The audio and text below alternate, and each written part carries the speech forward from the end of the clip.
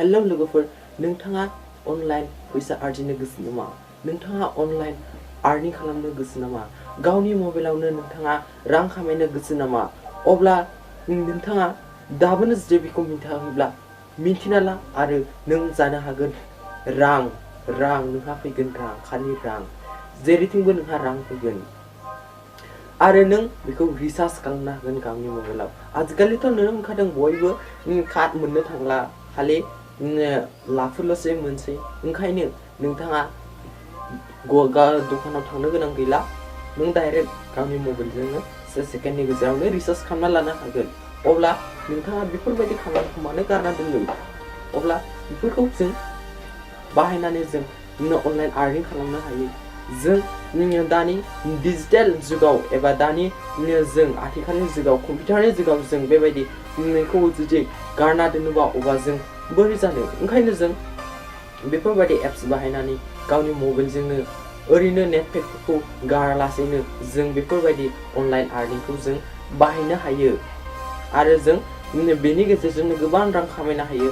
आं सानसेल' मावदों, बेनि गेजेरजों आं 10 मिनिटल' मावदोंमोन, बेनि गेजेरावनो आं मोननो हादों 50 रां। आरो आं बेखौ लोगो लोगो रिसार्च खालामना नायदों आरो आं नोंथांमोननो बेखौ प्रुफ देखायनो हानाय नंला, मानोना आं बेखौ मैयासो डाउनलड खालामदोंमोन। डाउनलड खालामनानै आं मैयासो 50 रां मोननायखौ आं रिसार्च खालामबाय। ओंखायनो आंनिया दा 0 जाना दं। 0 जानायखौ आं नोंथांमोननो देखायनो हानाय नंला। आं थेवब्लाबो नोंथांमोननो बे एप्सखौ बबेनिफ्राय डाउनलड खालामना नोंथांमोननो बुंगोन आरो बे एप्सनि मुङा मा बेखौ बुंना होगोन। बे एप्सनि मुंखौ आं नोंथांमोननो बुंनो हायोसै। बे एप्सनि मुङानो जाबाय ट्रु बेलेन्स। आरो बे ट्रु बेलेन्सनि गेजेरजोंनो नोंथांमोना अनलाइन आर्निं खालामनो हागोन आरो गावनि मबाइलावनो नोंथांमोना बेखौ रिसार्च खालामनो हागोन आरो मालायनोबो हागोन, न'नि फेमिलिनोबो हागोन आरो गुबुन नों माने गोसोबादि जायनो गोसो नों बेनावनो रिसार्च खालामनो हागोन। आरो नोंथांमोना बेजोंनो माने लाब खालामनो हागोन। आरो बेखौ नोंथांमोना नंखाय साननाङा, जों अनलाइन आर्निं खालामनोब्ला जों एसे खस्थ' खालामनांगोन। खस्थ' माने जोंहा 5 मिनिट 10 मिनिट एसे खर' बाहायनांगोन, माने गुबुननो रिफार खालामनांगोन आरो गुबुना बेखौ जुदि इनस्टल खालामना लायो अब्ला नोंनो बे राङा हाबफैगोन आरो बिथाङाबो मोनगोन आरो नोंबो मोनगोन। बिदिनो नों जेसेबां जोंनो रिफार खालामनो हागोन एसेबांनो नों फैसा मोनगोन। आरो नों बेबो जुदि गुबुननो रिफार खालामोबा नों बेनिख्रुइबो गिदिर जाहैबाय, अब्ला नों माने हेड बायदि जाहैबाय। अब्ला बिसोरनि जिथुनिखि रां खामायना नोंनो माने कमिसन बायदियै हाबफैगोन आरो नोंथांमोना बेखौ गावनि मबाइलावनो मोननो हागोन आरो बेखौ एड खालामना लानांगौ। एड खालामना लानानै नोंथांमोननि बेलेन्सआ ज' जागोन। अब्ला ज' जाब्ला नोंथांमोना बेखौ रिसार्च खालामनो हागोन। नोंथांमोना 199खौ सानसेयाव आरामसे खामायनो हागोन जुदि नों मोजाङै जुदि खामानि मावो। अब्ला लोगोफोर जागायनोसै। प्लिज साबस्क्राइब खालाम आरो बेल आइकनखौ बोना हो जाहाथे आंनि गोदान भिडिअ नोंथांमोननिसिम सहैयो। Let's go. डिसक्रिपसनाव ओरैबायदि अप्शन फैगोन आरो बे अप्शनावनो जोंना लिंकआ दं डाउनलडआ। बे एप्सनि ट्रु बेलेन्स एप्सनि लिंकआ बेहाय दं। बेहाय थांनानै नोंसोर बेखौ डाउनलड खालामना ला आरो बेहाय थुनाय लोगो लोगो बेबायदि इन्टारफेस फैगोन। आरो गोसोआव लाखिदे आंनि रिफार क'डखौ नोंथांमोना बेहाय बोनो नांगोन आरो आं बे रिफार क'डखौ स्क्रिनाव होना दोनदों, बेखौ नायनानै बोना होबानो जाबाय।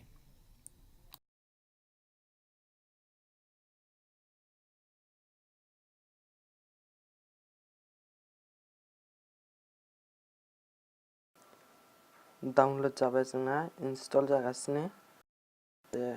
वाइट खालाम। इनस्टल जाबाय जोंना। दाना जों बेखौ अपेन खालामनोसै। अपेन अप्शनाव थुना अपेन अप्शन थुनोसै। बेबायदि जोंना इन्टारफेस फैगोन। जों बेहाय एलाउड बेहाय थुनांगोन। एलाउड थुनांगोन बेहायबो। अपेन सेटिं। बेबायदि इन्टारफेस फैनायनि उनाव नों इंलिसखौनो जों सेलेक्ट खालामबाय। हिन्दीबा नों बेहाय नायना ला। हिन्दी हायो, माराठी हायो, बांला हायो, नों जेखौ पसन्द जायो बेखौनो खालामनो हायो। माने बबे लेंगुवेजजों नों रोंगौ बेखौ नों सेलेक्ट खालामना ला। आं इंलिसखौ सेलेक्ट खालामबाय ओमफ्राय स्टार्टआव थुना हो स्टार्टआव थुनायनि उनाव जोंना फाइन्ड इट नेक्स्ट पेजाव थांनो थाखाय जों गो टु फाइन्ड बेयाव थुना हो टु फाइन्ड थुबाय जों नेक्स्ट पेजखौ मोनबाय ओमफ्राय जों बेहाय थुना हो मोनसे ओमफ्राय बेखौ अन खालामना ला जोंना बे गावनि मबाइल नम्बरखौ बुना हो आं बुना होनोसै ओमफ्राय बेखौ अके बुना हो बेनि उनाव पासवर्ड माने आं बेखौ आवगायनो सालायखानायमोन ना बेयो पासवर्ड गैला दा पासवर्डखौ गोसोआव गैला नोंथांमोना रेजिस्टार खालामबा पासवर्डखौ गोसोआव लाखियो ओमफ्राय आं दा फरगट पासवर्डखौ बुफिनगोन भेरिफाइ योर पासवर्ड बे नैबेखौ चेकिं योर नाम्बार चेक खालामगासिनो आं नाम्बाराव सिनायथाव हायदो आंनो एसएमएस फैबाय सायाव पासवर्डखौ माने गोदानै भुगिनो होदों आं दा बुबाय मोननैखौबो आं पासवर्डखौ बुबाय रिचेक आरो दा आंना जाबाय रेजिस्टार जाबाय ओमफ्राय नोंथांमोना बेहाय आंना 0 जाना दं ओमफ्राय नोंथांमोना बेहाय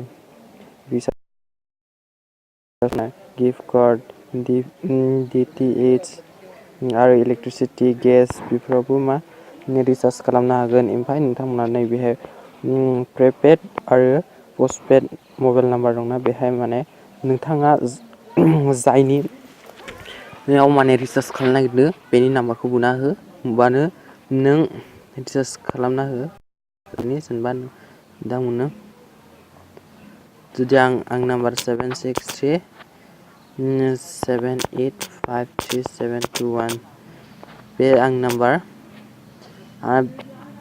आंहा माबा गैया होनबाबो नोंथांमोननो देखायगोन आं ओमफ्राय नैबे बेहाय नोंनि माखौ सेलेक्ट खालामना ला एयारटेलखौ सेलेक्ट खालामना ला एयारटेल सेलेक्ट खालामना ला आसाम जाबाय जोंना ओमफ्राय एमाउन्टखौ बेसेबां हरो नों बेहाय टाइपिं खालामो आंना बेलेन्स गैया ओंखायनो दा जानाय नङा माने बेलेन्सआ खम बेहाय गैया आं बेखौ आर्न खालामनांगोन नै आर्न अप्सनाव थां रिफार खालामनांगोन रिफार खालामनानै रिफार कर्टआव हरनानै नों रिफार खालामगोन अब्ला नों खामायनो हागोन आर्न खालामनो हागोन ओमफ्राय मोनसे जोंना रिफार खालामनाया जाबाय नैबे बे सायाव थानाय ओमफ्राय बेहाय बेखौ माबा बुना होबानो जाबाय फ्रि प्लेयाव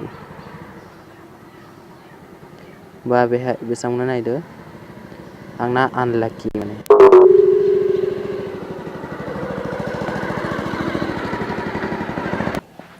नायबाय था खनबा खालाय मोनो नाय आं 10 बेबायदि एडभार्टाइज फैबाय थागोन बेखौ क्लस बुना हो